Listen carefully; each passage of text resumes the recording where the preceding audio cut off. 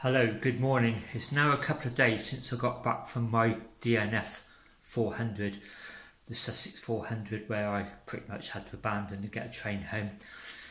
I've had time to sort of catch up on sleep, and I've also got some additions actually that weren't featured in the video, but as I was editing them and also some feedback afterwards has revealed a few things, so I thought I'd share those very briefly with you today.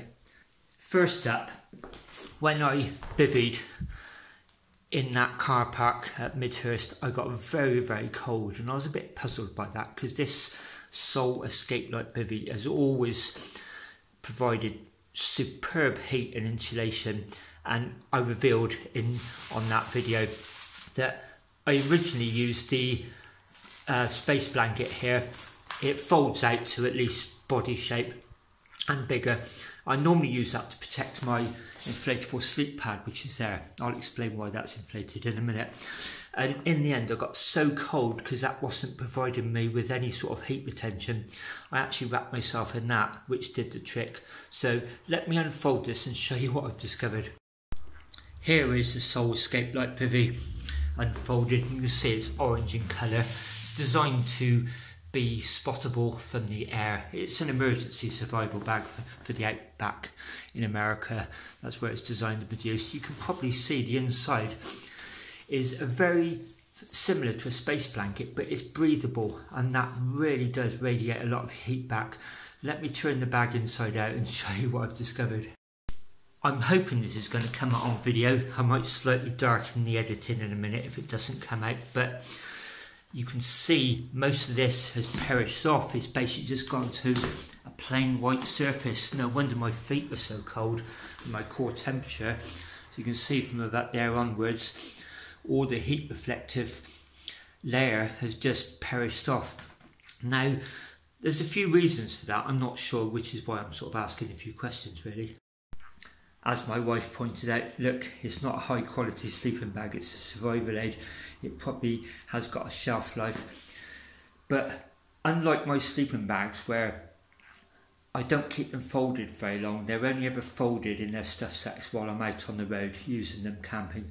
As soon as I get home, they're either hung up or folded minimally and are left in a pillowcase. Basically, make sure I air them as 100% and then store them so they can breathe. I've never done that with this, and I think that's possibly what might have caused that. I don't know. That is pretty certain the reason I got so cold. Now, luckily I had that. I'm not going to exaggerate and say that saved my life because it wasn't a survival situation, but it certainly saved me from getting even colder and stiffer than I actually did. And I was a bit concerned when I removed that because, as I said, I normally use it not just to reflect body heat, but also to protect the underside of my inflatable pad. And that did puncture once. Here's where I mended it.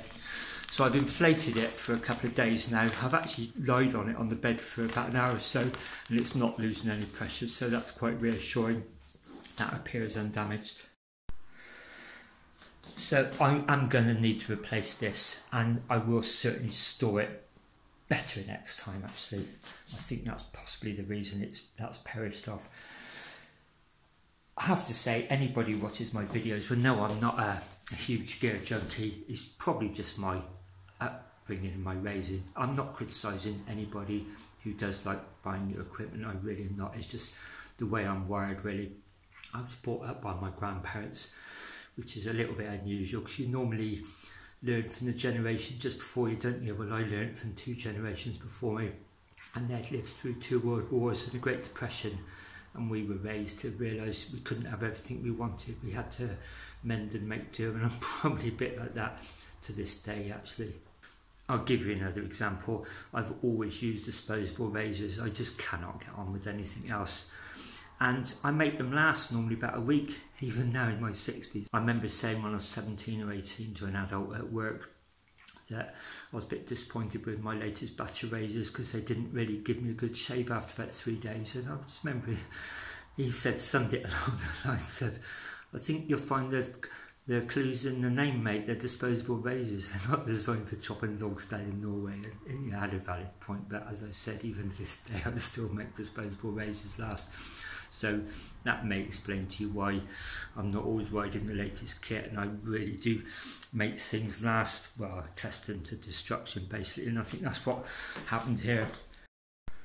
Next up, I'll show you the wheel and what I think was the cause of that as well. I didn't realise at the time, but there were so many clues when I was editing the video. So down to my utility room where it's ready to be changed. There's the wheel stripped down. There's my new Durano ready to go on. Here's the tyre, and you'll see that was the cause of the problem, a split in the sidewall. I think editing the video that the problem happened early on, around about 40 miles. I was riding through Wilton High Street and I went over quite a large stone. It felt like a bit of ballast off a railway line, although I can't confirm that because I didn't see it. I certainly felt it. And a few hundred yards up the road, you know, I had a flat tyre, and I just obviously sort of went round the canvas on the inside and the tread on the outside thoroughly, couldn't find anything. Just put it down to probably an impact puncture.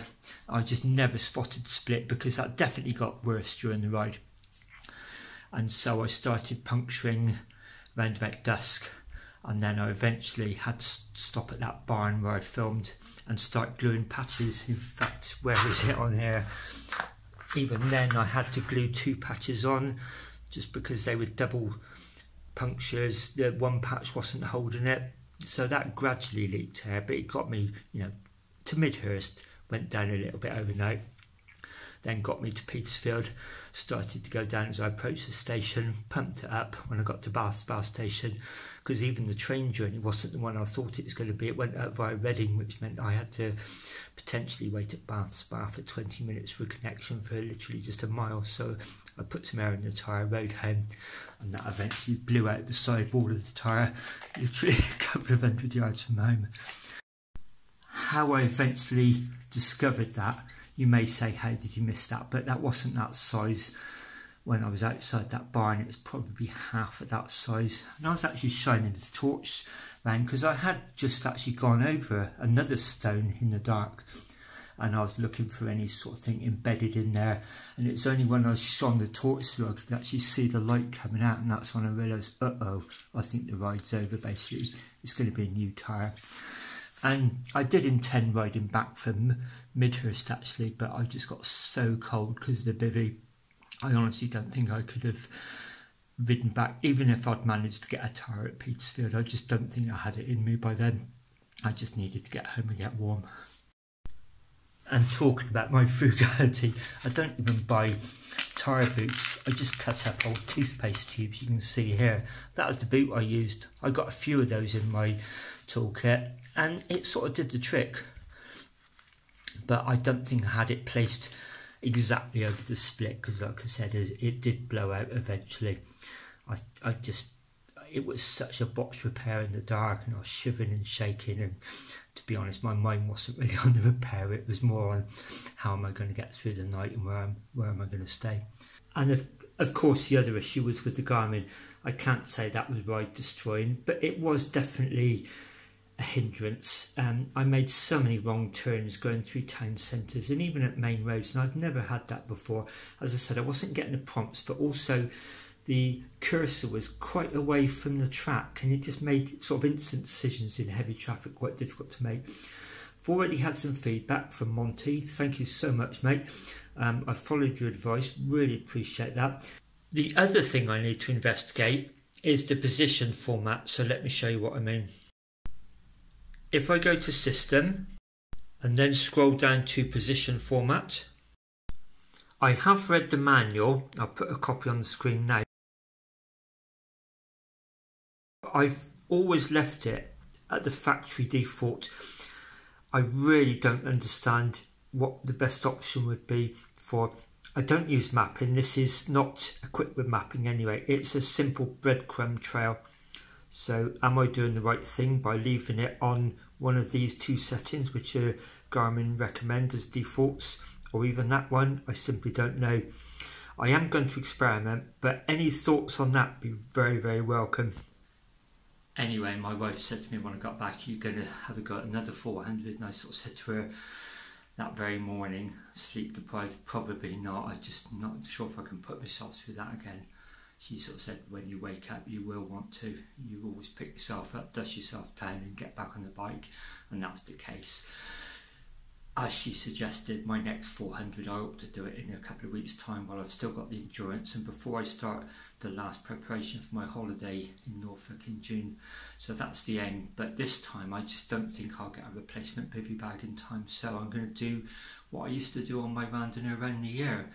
When I rode through the winter months and did the long distances, I'm going to do the equivalent of a 300 during the day, come back here, my house, it's guaranteed hot food, sleep if I need it, probably a shower, change of clothes, and then go out and do 100 kilometres during the night. Is that cheating? I don't know, to be honest, but that's the plan anyway. So hopefully I'll film that, and hopefully this time it'll work. So if you got this far, thanks very much. I wanted to share this with you. Anyway, till next time.